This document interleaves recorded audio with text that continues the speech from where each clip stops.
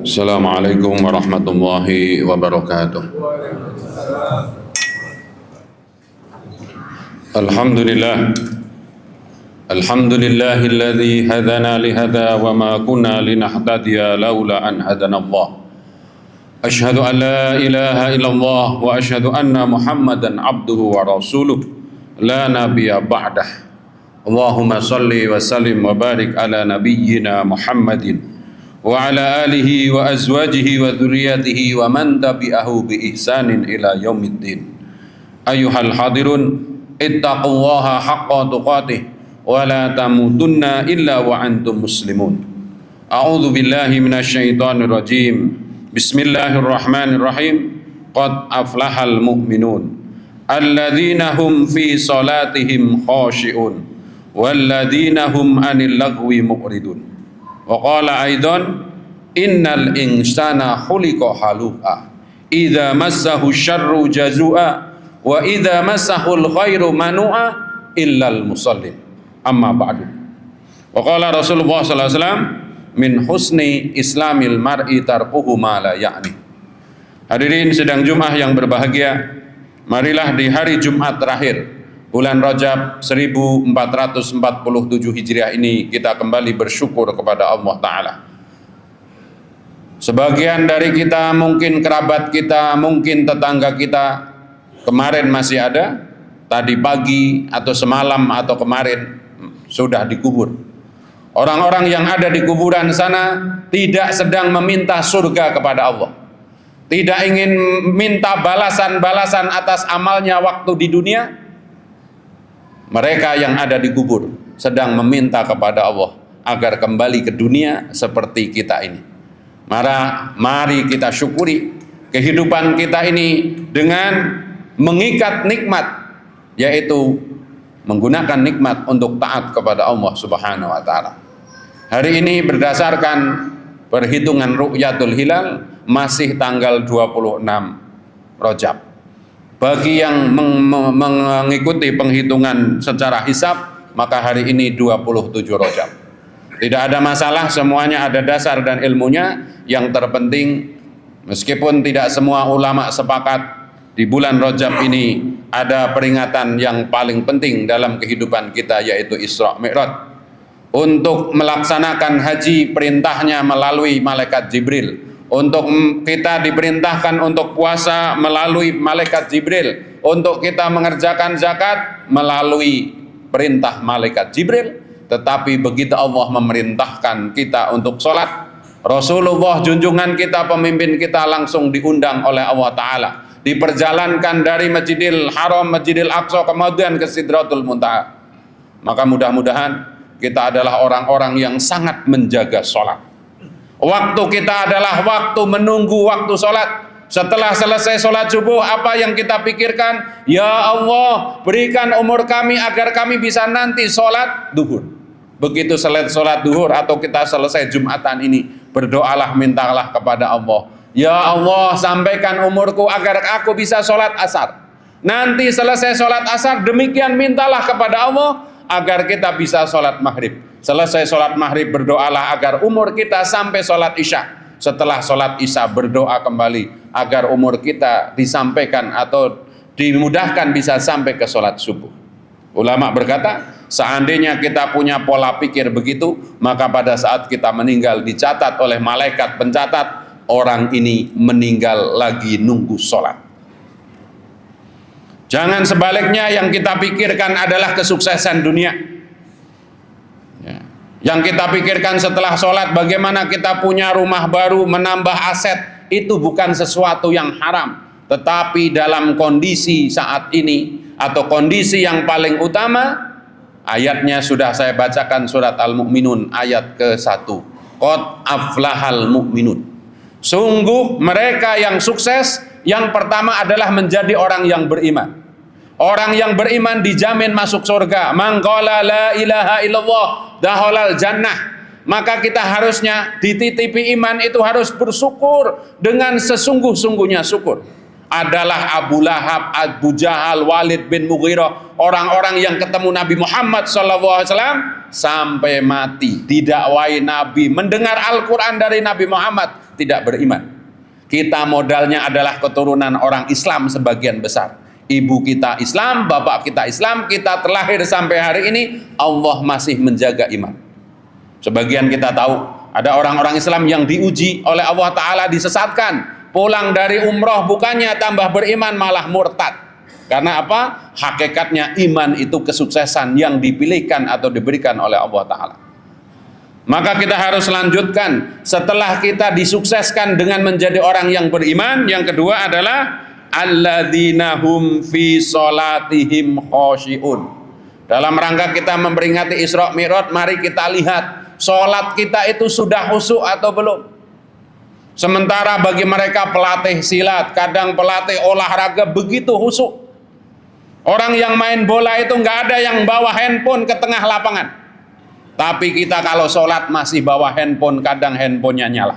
Bukan sesuatu yang haram. Tapi sebaiknya kita memulai bagaimana kalau kita lagi main tenis meja, main bola, apapun itu handphonenya di pinggir, mungkin di tas. Maka ulama mengatakan sedikitnya ada 3 ayat yang kita perhatikan mengenai masalah sholat itu. Yang pertama, inna sholata kanat alal mu'minina kitabam mauquta. Sesungguhnya sholat itu kewajiban yang diperintahkan oleh Allah kepada orang yang beriman yang ditentukan waktunya.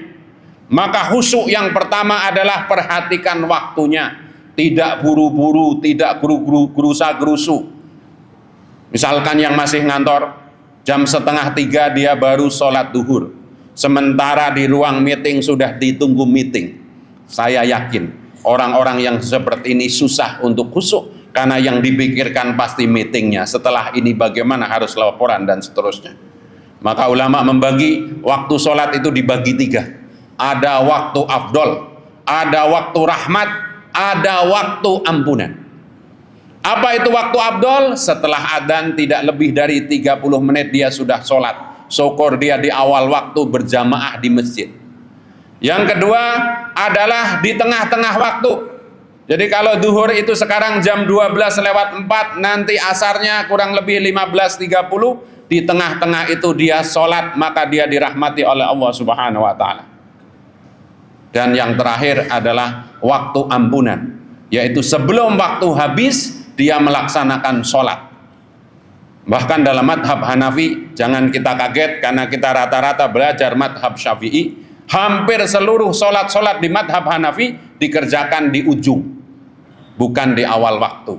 Jadi kalau kita ke Turki mungkin adzan subuh itu jam 4 waktu sana, mungkin iqomatnya 45 menit, bisa jadi 1 jam. Kami pernah ya ziarah ke Istanbul, ke makam Sultan Muhammad Al-Fatih, kita mulai dari tahajud sudah di masjid. Begitu adzan ternyata 1 jam kemudian baru iqomah. Kita sanksi kenapa demikian? Ternyata dalam pemahaman madhab Hanafi, sholat di akhir waktu itu lebih utama. Karena apa? Ada ampunan Allah di situ semua. Yang kedua, apa yang perlu kita perhatikan dalam sholat? Allah Ta'ala berfirman dalam surat Toha, ya, aqimis sholata lidzikri. Sholatlah kalian untuk mengingat Allah. Maka dalam rukun sholat ada 5 hal yang kita harus baca dan tahu maknanya, yaitu takbiratul ihram, membaca suratul fatihah, membaca tasahud akhir, membaca sholawat nabi dan salam. Maka sedikitnya kalau kita ingin khusyuk, 5 bacaan yang menjadi rukun sholat itu bukan hanya dibaca dalam bahasa Arab, tapi mulut kita mengucapkan, hati dan otak kita mengartikan. Kemudian dalam rukun perbuatan ada yang namanya tumak ninah. Orang yang khusyuk itu apa? Kalau ruku tumak ninah, i'tidal tumak ninah, sujud tumak ninah, duduk di antara 2 sujud tumak ninah. Pertanyaan kita bersama, sejak kita sholat mulai dari SD mungkin atau SMP sampai hari ini, mulai takbiratul ihram, doa iftitah, suratul fatihah, surat-surat pendek yang kita baca, bacaan ruku, bacaan iktidal, bacaan sujud, bacaan di antara 2 sujud termasuk tasahud, kita telah memahami artinya atau tidak? Maka yang belum, masih ada waktu sampai kita meninggal, kita berjuang agar kita tafahum atas apa yang dibaca. Jangan sampai kita disifati sebagai orang-orang yang mabuk.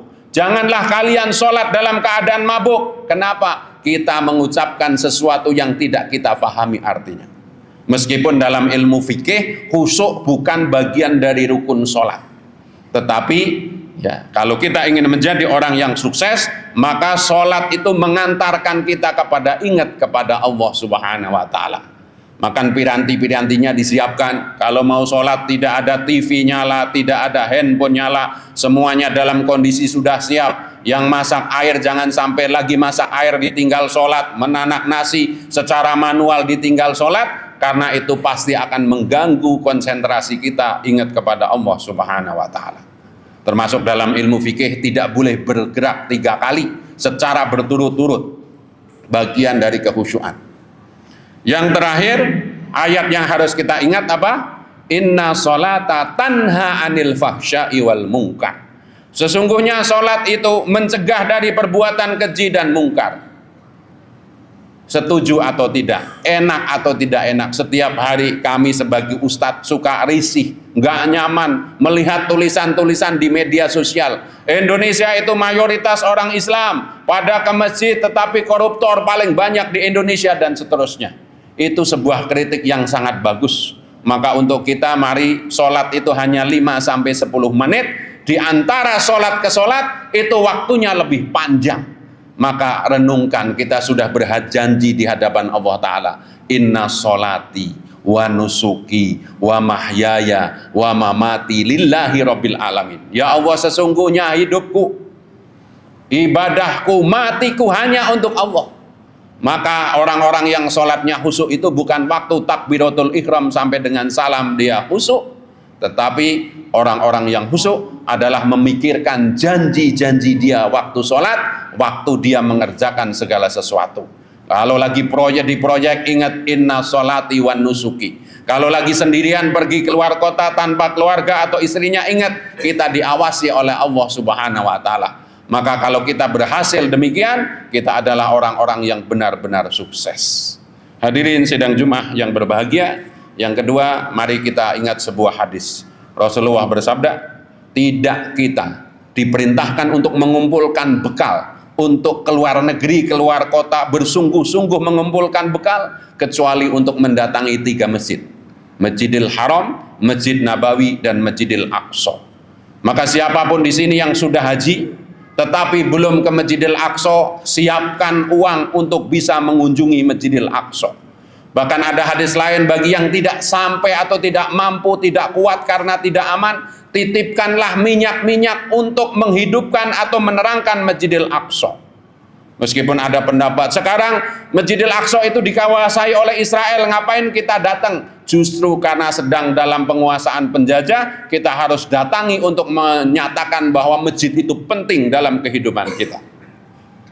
Jadi mudah-mudahan sholat-sholat khusyuk kita yang memperhatikan waktu, memperhatikan dzikir ingatan kita pada saat sholat, dan menjaga diri bahwa kita sudah berjanji sesungguhnya ibadahku, hidupku, matiku hanya untuk Allah, itu benar-benar kita buktikan. Dan yang terpenting, kalau yang pernah ke Eropa, mungkin malah ke luar negeri yang jauh-jauh, sementara belum pernah ke Masjidil Aqsa, jadwalkan. Karena itu bagian dari perintah Rasulullah SAW. Kalau bisa tidak disebut wajib, itu sunnah mu'akkad. Jangan sampai, mohon maaf, mungkin ke Eropa berulang kali, mungkin ke Cina sudah pernah, umroh pernah, haji pernah, tetapi belum ke Masjidil Aqsa. Semoga Allah menolong menjadi orang-orang yang beruntung dengan beriman, taat kepada Allah Subhanahu wa Ta'ala. Sholat-sholat kita khusyuk. Ingat, PR kita memahami bacaan sholat mulai dari takbir sampai dengan salam, sehingga setelah sholat kita terbawa jiwa khusyuk, yaitu menjaga dari perbuatan keji dan mungkar. Aqulu qauli hadza li wa lakum fil Qur'anil azim wa nafa'ani bima fihi minal ayati wa dzikril hakim innahu huwat tawwabur rahim. Alhamdulillah, alhamdulillahilladzi anzala sakinata fi qulubil mu'minin liyazdadu imanan ma'a imanihim. Allahumma salli wa sallim ala Sayyidina Muhammad wa ala ali Sayyidina Muhammad kama sallaita ala Sayyidina Ibrahim wa ala ali Sayyidina Ibrahim wa barik ala sayyidina Muhammad wa ala ali sayyidina Muhammad kama barakta ala sayyidina Ibrahim wa ala ali sayyidina Ibrahim innaka Hamidum Majid. Ayyuhal hadirun, ittaqullaha haqqa tuqatih wa la tamutunna illa wa antum muslimun. A'udzu billahi minasyaitonir rajim. Bismillahirrahmanirrahim. Wal 'asri innal insana lafi khusrin illa illal ladzina amanu wa 'amilus solihati wa tawassaw bil haqq wa tawassaw bis sabr. Sebelum berdoa dan saya tutup khutbah ini, ingat kita punya tujuan. Setelah bulan Rajab, bulan Sya'ban adalah Ramadan. Al-Imam Ibnu Rajab Al-Hambali dalam kitabnya Lataiful Ma'arif mengatakan, hari-hari kita ada hari-hari pensucian jiwa. Rajab waktunya menanam, Sya'ban waktunya menyemai atau menyirami, nanti Ramadan sudah biasa. Maka siapapun yang ingin biasa sholat malam, ingin baca Quran, ingin sedekah, mulailah di bulan Rajab yang masih beberapa hari ini. Nanti dibiasakan lagi di bulan Sya'ban, nanti begitu satu Ramadan kita tidak kaget. Jangan mulai apapun baru tanggal 1 Ramadan. Untuk itu tetaplah selalu berdoa. Doa yang dianjurkan oleh para ulama diantaranya langsung diajarkan oleh Allah Ta'ala surat Al-Kahfi ayat 10. Rabbana atina min ladunka rahmatan wa hayyi' lana min amrina rasada. Ya Allah, berilah pertolongan dari sisimu dan berilah petunjuk untuk seluruh urusan kami. Yang kedua, doa yang diajarkan Rasulullah kepada Sayyidina Mu'ad bin Jabal dianjurkan dibaca sebelum salam. Kalau yang terlambat setelah Allahumma anta salam. Allahumma a'inni ala dzikrika wa syukrika wa husni ibadatik. Ya Allah, tolong agar aku mudah mengingatmu, berzikir kepadamu, bersyukur kepadamu, dan ibadah kami semakin hari semakin baik. Semoga Allah menyampaikan umur kita kepada Ramadan sehingga kita mendapatkan keberkahan, dibebaskan oleh Allah dari api neraka. Innallaha wa malaikatahu shalluna 'alan nabi ya ayyuhalladzina amanu shallu 'alaihi wa sallimu taslima. Allahumma shalli wa sallim wa barik ala sayyidina Muhammad wa ala alihi wa sahbihi wa barik wa sallim ajmain. Warda an sadatina Abu Bakar, Umar, Utsman wa Ali wa radhiyallahu anhum ajmain wa alaina ma'hum wa fihim birahmatika ya arhamar rahimin. Allahumma ighfir lil mu'minina wal mu'minat wal muslimina wal muslimat al ahya'i minhum wal amwat innaka sami'un qaribun mujibu da'wat wa ya qadiyal hajat. Ya Allah, tolonglah kami menjadi orang-orang yang sholat pada waktunya. Ya Allah, jadikanlah kami orang-orang yang mengingatmu, berzikir kepadamu, khusyuk waktu kami melaksanakan sholat. Dan jadikanlah kami orang yang tercegah dari perbuatan keji dan mungkar, karena kami telah berjanji kepadamu, sesungguhnya hidupku, matiku, ibadahku hanya kepadamu.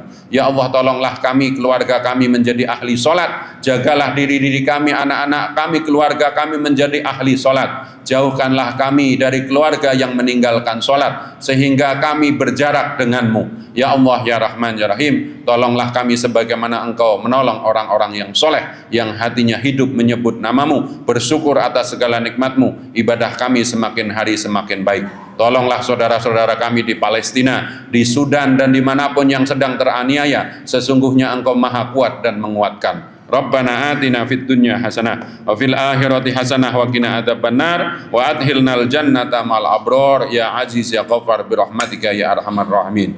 Bi fadli subhanaka rabbika rabbil izzati amma yasifun wa salamun alal mursalin walhamdulillahi rabbil alamin. Ibadallah, innallaha ya'muru bil adli wal ihsan wa ita'idzil qurba wa yanha 'anil fahsya'i wal munkar wal baghi ya'idukum la'allakum tadhakkarun wa la dzikrullahi akbar. Aqimis shalah.